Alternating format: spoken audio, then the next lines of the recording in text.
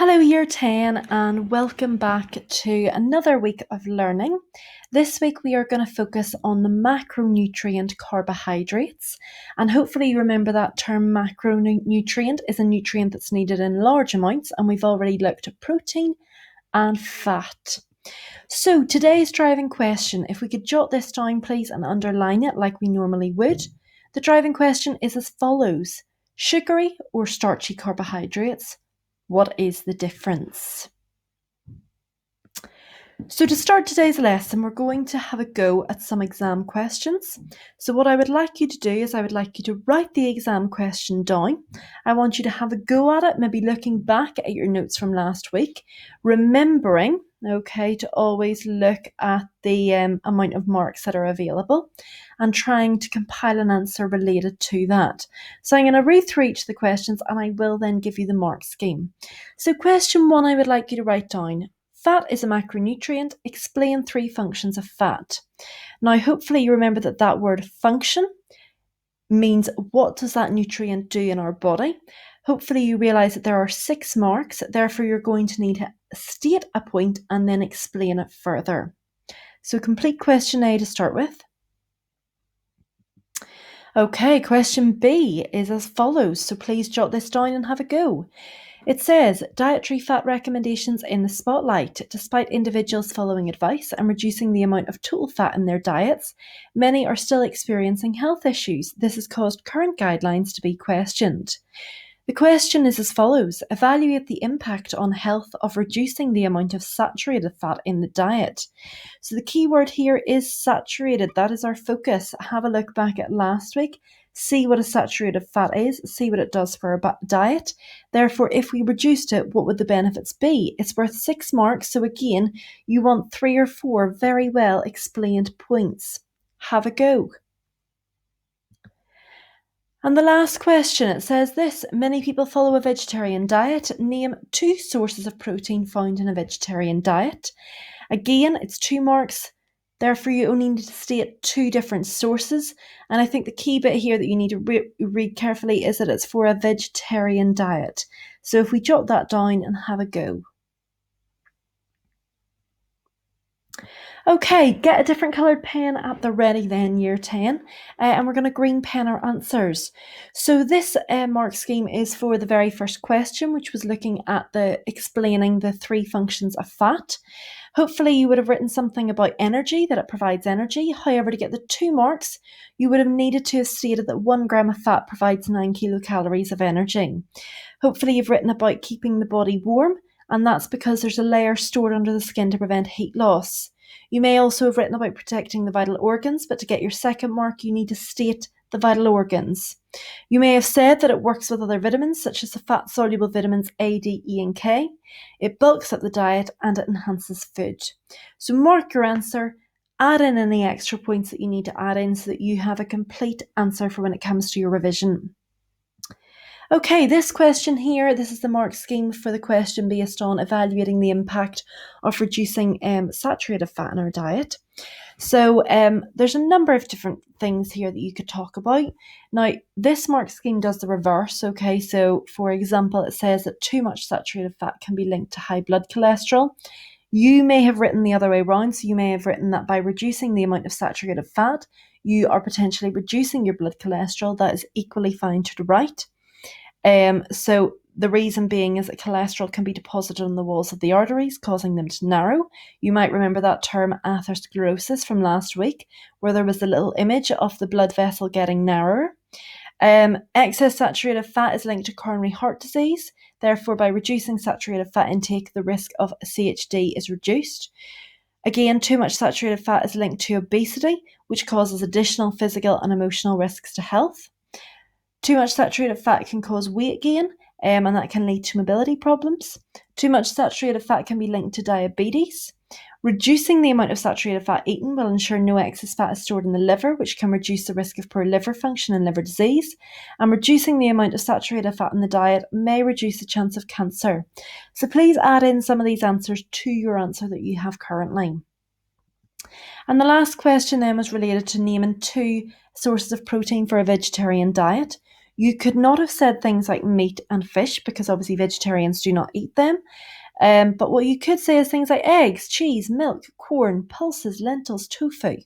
Okay, so give yourself a mark out of 2. Again, if you need to add in any extra answers, please do. So having a little look at the nutrient today, so we're looking at carbohydrates. So we're going to jot this down into our books. So we're looking at what is the function of carbohydrates now. So carbohydrate provides energy, that is its main function, and 1 gram of carbohydrates provides 3.75 kilocalories of energy. Now in some online sources you will see that it will say 4 kilocalories. They've just said that because they've rounded it up.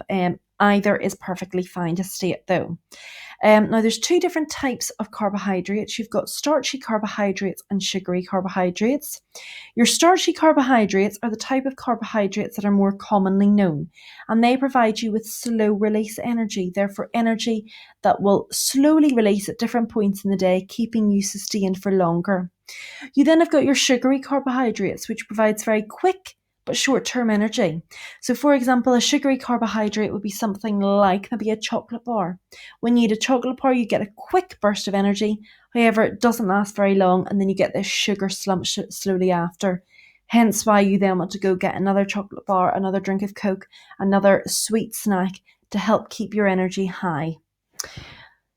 Now we're going to watch this little video in relation to carbohydrates. Now this video focuses solely on starchy carbohydrates. So have a little watch.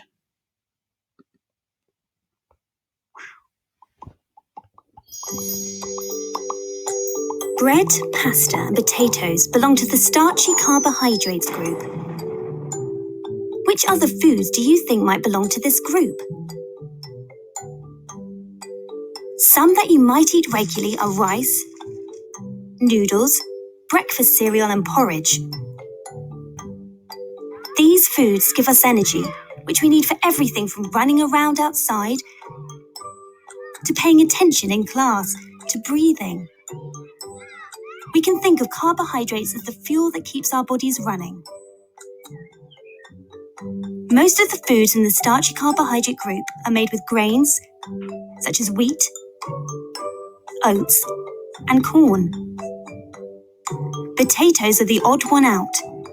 We put them in this group because they're very high in starch, which is a kind of carbohydrate. Cassava and yams are also in this group for the same reason. This means that when we eat potatoes, they don't count towards our 5 a day, but they will give us energy. It's a good idea to eat the whole potato, including the skin, because lots of the potato's nutrients are in or just underneath the skin. And just like it's a good idea to eat the whole potato, it's best to choose whole grain options when we eat bread, rice, and pasta. Can you guess what is meant by whole grain? When we eat whole grain food, we're eating the whole grain, or in other words, the whole seed of the plant. This means that we get all of its goodness with nothing stripped away. Foods in the starchy carbohydrate group are our body's main source of energy, and so it's important to include them in our diet every day. When do you eat these foods? Perhaps you have porridge for breakfast, a sandwich made with whole grain bread at lunch, and a baked potato with your dinner. These are all part of the starchy carbohydrate group. Which ones have you eaten recently? Okay, so hopefully you gathered from that video that obviously so your starchy carbohydrates are your typical starchy foods that we hear about, such as your bread, your rice, your potatoes, your pasta. However, the best forms of those to eat are the whole grain versions. Okay, so this little slide here looks at the different types of carbohydrates, and there is 2 different types of carbohydrates. I said earlier on that there was sugary carbohydrates and there was starchy carbohydrates, okay? Now remember earlier I said the starchy carbohydrates, they provide you with the slow release energy. The sugary carbohydrates provide you with the very quick and instant release of energy.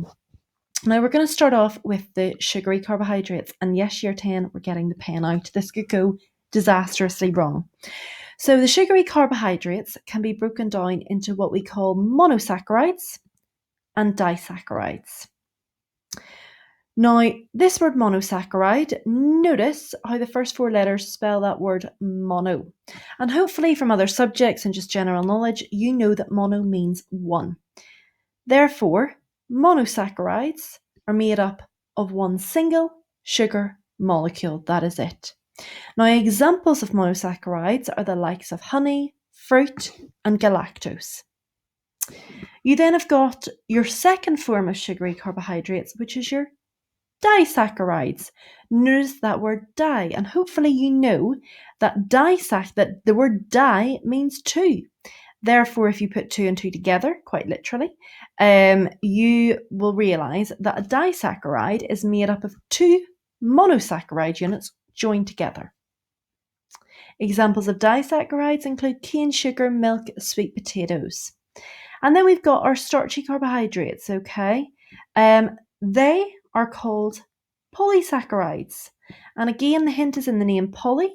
Hopefully you know that that word poly means many. Therefore, your polysaccharides are made up of many monosaccharide units. So it's more than 2, it could be hundreds. And they're your typical ones that you know of, such as your potatoes, your rice, your pasta, your whole grain foods, your fruit and your vegetables. So please jot this down in whatever format you will find easiest, okay? So these are the different sources of carbohydrates. Remember, there's sugary, there's starchy, there's 2 types of sugary ones. There's monosaccharides made up of a single sugar molecule. There's disaccharides made up of 2 monosaccharide molecules joined together. And your starchy carbohydrates are called polysaccharides, which is many monosaccharide units joined together, okay? Some of the sources then, your sugary ones come from things like honey, your fruits, your cane sugar, your milk. Your starchy carbohydrates come from your starches, your pastas, your rice, your potatoes. So if we jot that down.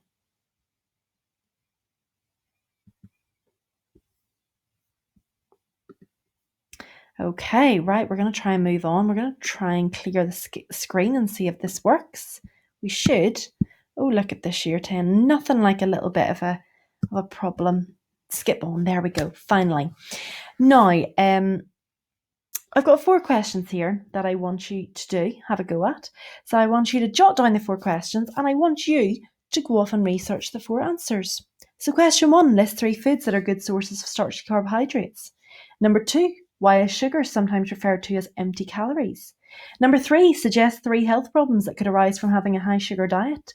And number 4, why should we include more starchy foods and fewer sugary foods in our diet? Have a go, come back to the video and I'll tell you the answers. Okay, back to the answers. Hopefully you've got your answers ready to go. Number 1, list 3 foods that are good sources of starchy carbohydrates. Hopefully you remember from the slide previously, starchy carbohydrates are things like your bread, your rice, your pasta. You could have said potatoes, you could have said whole grain foods.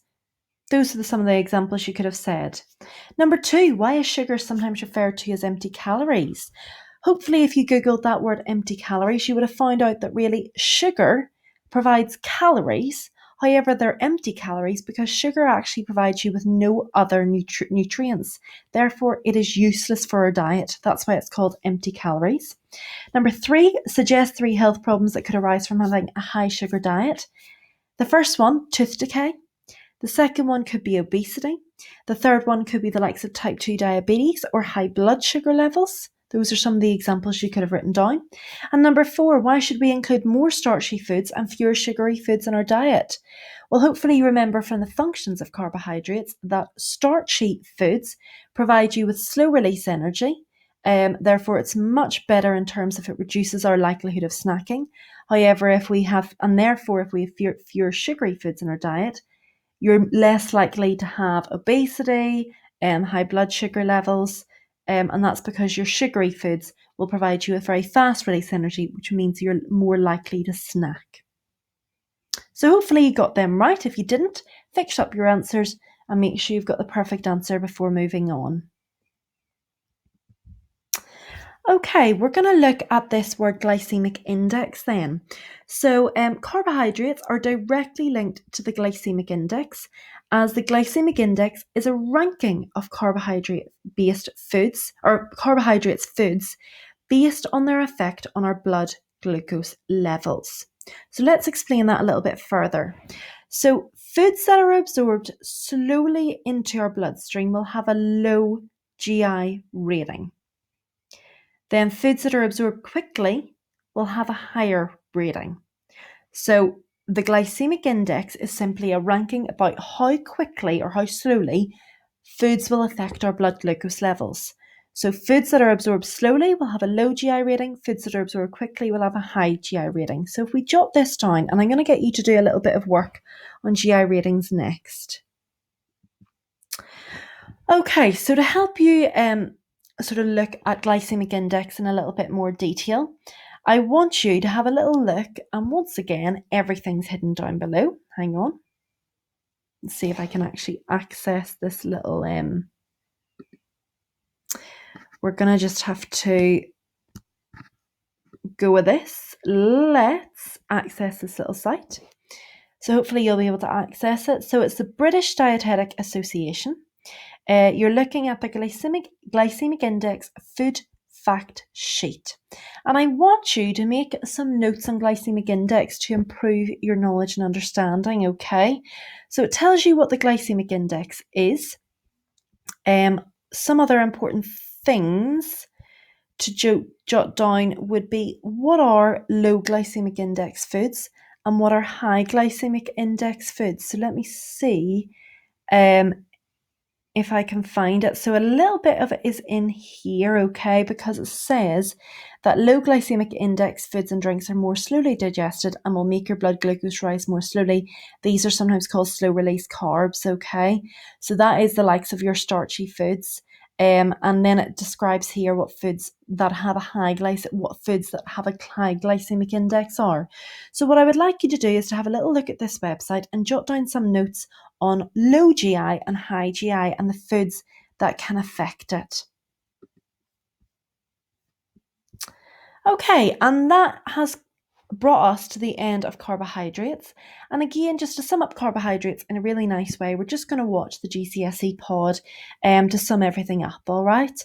Again, if you don't understand anything, just replay it, email me, do whatever you want, and I'll explain it for you. In this pod, we'll look at carbohydrates. These are one of the 3 macronutrients which provide the body with energy.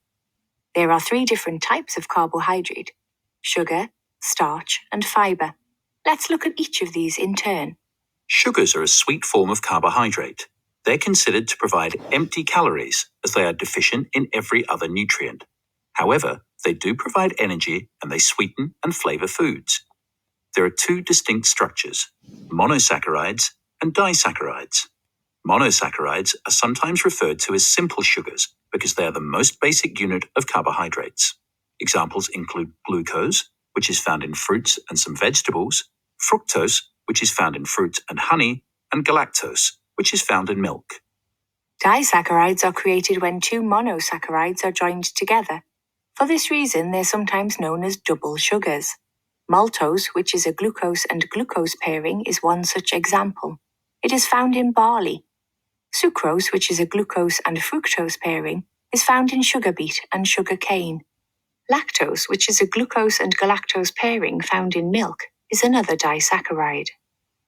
The sugars we eat are either intrinsic or extrinsic. Intrinsic sugars are found naturally in the cells of fruits and vegetables we eat. They can't be seen by the naked eye. Extrinsic sugars are processed sugars. If you can see the sugar you're looking at, it's probably extrinsic. The granulated sugar you pour in your tea and the syrup you drizzle on pancakes are both forms of extrinsic sugars.